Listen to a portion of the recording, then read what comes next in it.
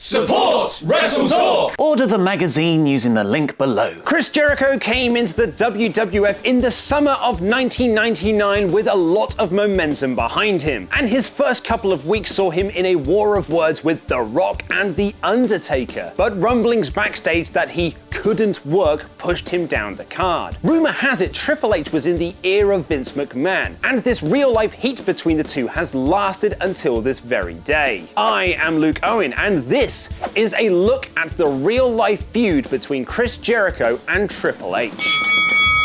Following Jericho cutting promos on some of the company's biggest stars, Y2J had a string of bad matches while he adjusted to the WWF ring. Both Road Dogg and The Big Show complained he was working too stiff, and X-Pac reportedly made comments that he was another Shane Douglas, who had jumped from ECW in 1995 but was told to leave the company by Vince McMahon as the Clique thought he was a bad worker. Things got even worse for Jericho during his first real feud with Intercontinental Champion Chyna, who often complained that Jericho was too rough with her in the ring. This included a spot where he smashed a hairdryer over her head and drew blood, and accidentally giving her a black eye. Chyna's real-life boyfriend at the time, Triple H, took these complaints to Vince McMahon. On the December 14th, 1999 SmackDown tapings, it was reported that Jericho and McMahon got into a huge argument backstage over Y2J's in-ring work, with the boss reportedly even offering Jericho his release from the company if he wanted it. However, the rumors from the time suggest that Vince was actually being told what to say by Triple H and the rest of D-Generation X, with Wrestling Observer's Dave Meltzer even suggesting that Clique member Kevin Nash was feeding Hunter the lines to tell the boss. McMahon was actually falling for the DX line, much of which was identical to the Kevin Nash line when Jericho was in WCW,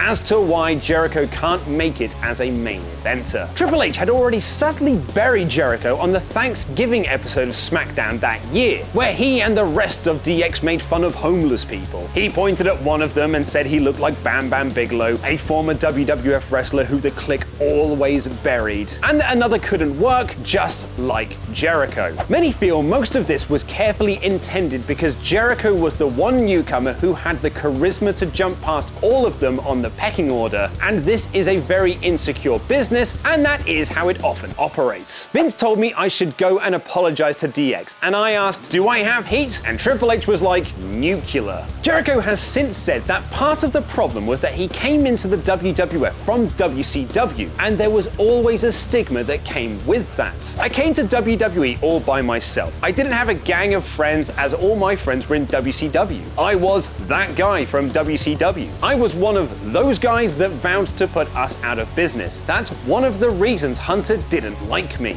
This heat lasted long into Jericho's WWF run, even after he won the Undisputed Championship at Vengeance 2001, which of course was only a temporary thing as he was set to lose the belt to a returning Triple H at WrestleMania X8. In fact, shortly after winning the Undisputed Championship from Jericho, Triple H appeared on Off the Record where he said that Y2J was missing a piece of the puzzle and he was just a step below top tier. Jericho appeared on the same show a couple of days later saying that he was never given the respect he deserved as champion, and that Kurt Angle felt the same when he was WWF champion in 2000, someone else who Triple H had quite a lot of heat with backstage. In 2002, Triple H and I didn't like each other. I think we were almost pitted against each other in a lot of ways. We had great chemistry, great matches, I just didn't like him. He didn't like me, and there was no falseness. This even lasted into 2013 during Triple H's feud with Daniel Bryan. During an episode of Monday Night Raw, Hunter told Bryan that he had seen guys like him come and go. Guys that were very talented but were never going to be the top guy in the promotion, and named Jericho among that list. Y2J, who wasn't with the company at the time, took to Twitter to say, "Thing is, Triple H, despite your major push, you never were either." On Jericho's podcast Talk is Jericho, Y2J has said that he and Triple H are now very friendly and has even had the COO of WWE on his show. However, the news of Jericho jumping to New Japan to face Kenny Omega at Wrestle Kingdom 12 has sparked further rumors that the two still aren't friendly. The reports say that Jericho had asked Triple H if he could use NXT wrestlers on his Rock and Wrestling Rager, but his request was declined,